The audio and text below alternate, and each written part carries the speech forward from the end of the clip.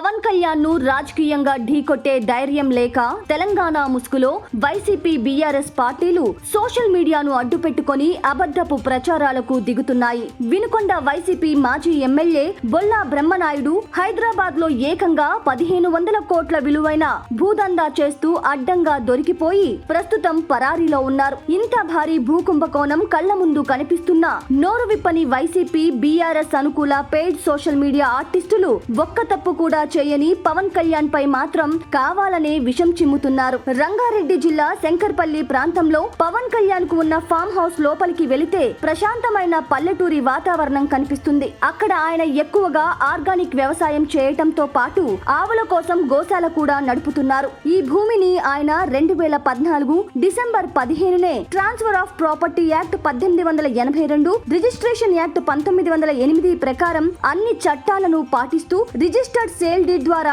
Legal గా కొనుగోలు చేశారు. కానీ పవన్ కళ్యాణ్ పై ఎలాగైనా బురద జల్లాలని ఏకైక ఎజెండాతో కొందరు పెయిడ్ యూట్యూబర్లు ఇది చెరువు పట్టా భూమి, శిఖం భూమి అంటూ తప్పుడు ప్రచారాలు మొదలు పెట్టారు. నిజానికి చట్టం ప్రకారం శిఖం పరిధిలోకి వచ్చే పట్టా భూముల్లో శాశ్వత సిమెంటు బిల్డింగులు కట్టకూడదనే నిబంధన ఉన్నప్పటికీ అక్కడ వ్యవసాయం లేదా తోటల పెంపకం వంటి పనులు చేసుకోవటానికి చట్టబద్ధంగా ఎలాంటి అభ్యంతరమూ లేదు. పవన్ కళ్యాణ్ కూడా అక్కడ చట్ట పరిధిలోనే కేవలం వ్యవసాయం చేసుకుంటున్నప్పటికీ ఏదో పెద్ద తప్పు జరిగిపోయినట్లు అబద్ధాలు ప్రచారం చేస్తున్నారు. అయితే ఈ తప్పుడు కూతులపై ఇప్పటికే లీగల్ యాక్షన్లు ప్రారంభమయ్యాయి. నిరాధారమైన ఆరోపణలతో ఒక ఉప ముఖ్యమంత్రి పరువు తీస్తూ ప్రజలను తప్పుదోవ పట్టిస్తున్న సదరు యూట్యూబర్లపై ఒక సీనియర్ లాయర్ పోలీసులకు అధికారికంగా కంప్లైంట్ చేశారు. ఇక్కడ విచిత్రం ఏమిటంటే ఈ వివాదంలో పవన్ కళ్యాణ్ పై దాడికి కేటీఆర్ కు అనుకూలంగా ఉండే వ్యక్తులు దిగటం. పవన్ అభిమానుల ఓట్లు వద్దు, మాకు జగన్ తో స్నేహమే ముద్దు అన్నట్లుగా కేటీఆర్ వ్యవహరిస్తున్న తీరు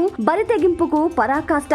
ఒక్కటి మాత్రం నిజం, పవన్ కళ్యాణ్ తలుచుకుంటే ఆంధ్రాలో జగన్ ఎలాగైతే అధికారం కోల్పోయి రోడ్డున పడ్డారో రేపు తెలంగాణలో మీకు కూడా అదే గతి పడుతుంది. ఇంకోసారి ఓడిపోతే మీ పరిస్థితి ఏంటో మీకే తెలుసు. పవన్ కళ్యాణ్ పై మీరు కుట్రలు చేస్తున్నారని తెలిస్తే రేపు హైదరాబాద్ లోని ఆంధ్ర సెటిలర్ల ఓట్లు కూడా మీకు పడవు. దోచేసిన డబ్బుంది, మీడియా ఉంది అనే అహంకారంతో ఎవరు పడితే వారితో పవన్ ను తిట్టిస్తే రేపు సీఎం సీటు మీకు కలగానే మిగిలిపోతుంది.